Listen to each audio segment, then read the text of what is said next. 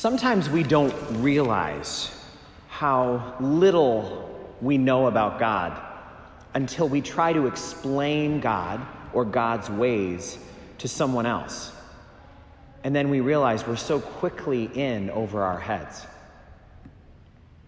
Once a little girl lost her pet kitty cat, Snickers, and her father was trying to explain death to her.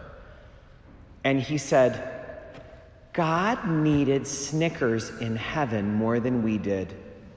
And so that's why God took Snickers to heaven. And the little girl had been crying and crying. And when her dad said that, she stopped crying and she got all pensive. And she looked at him and she said, what does God want with a dead cat?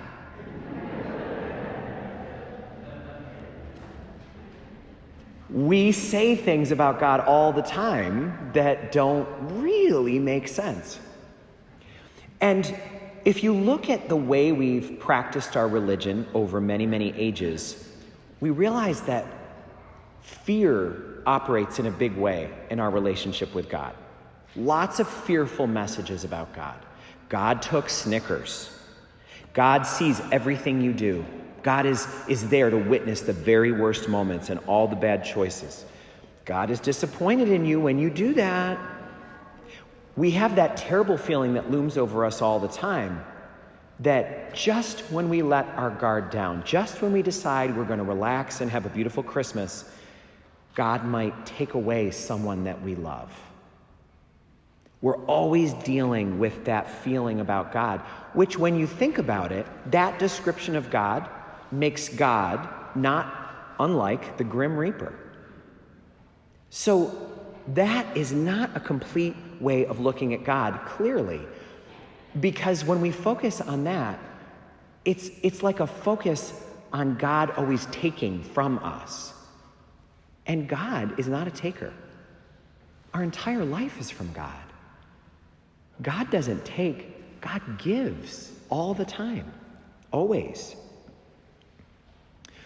Over the ages, God has watched as our religious practices have sometimes gotten a little bit out of proper focus, a little bit distorted.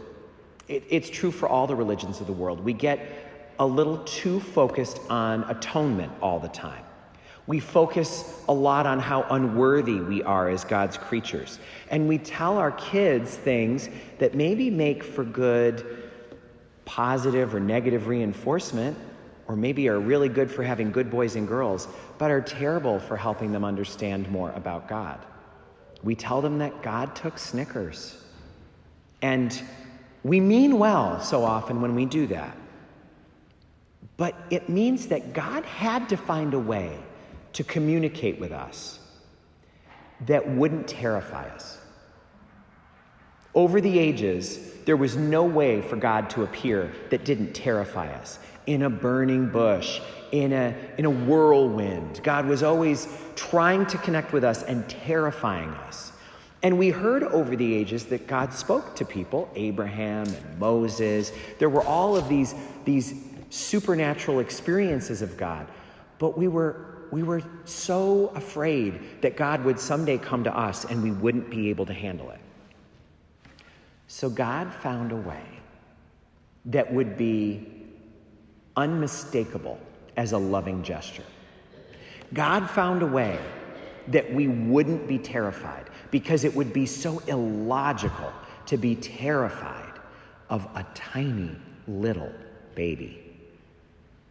Not a baby who shot laser beams out of his hands. And God didn't come in a fiery chariot or on a lightning-infused cloud. No, God came as a baby who needed to be fed and needed to be changed, who was completely disarmed, and who had this lowly birth. He was not born in the Roman Forum. He was not born on the top of Mount Olympus. He was born in a barn, in a small town, in a country that is important to us, but not to most of the world. So we are being engaged by God today in recognizing that God wants connection with us. God wants a loving connection with us and wants us to find a way to learn more about God without being so afraid. A lot of us maybe remember when we got our first big boy or big girl bed, when we no longer had to sleep in our parents' room or in a crib or in a little mini bed with guardrails. And this little girl was so excited for her princess room and her big girl bed, but it didn't go very well because she couldn't make it through the night without calling for her parents. She was terrified of the dark. And so her mom and dad were always trying to find ways to comfort her. And her mom said to her one night, "Sweetheart, what's wrong?" And she said, "It's so scary here in the dark when I'm all alone." And she said, "But sweetheart, you're never all alone. God is with you always." And the girl said, "But I want someone with skin on." That's what we're celebrating. I want someone with skin on. That's what we all can relate to. And so God found a way to come with skin on. Right here in this church, just a few days ago, earlier this week, we had a funeral for one of our beloved parishioners, Faith Best. She used to sit right here in this front row, right on this side with her husband.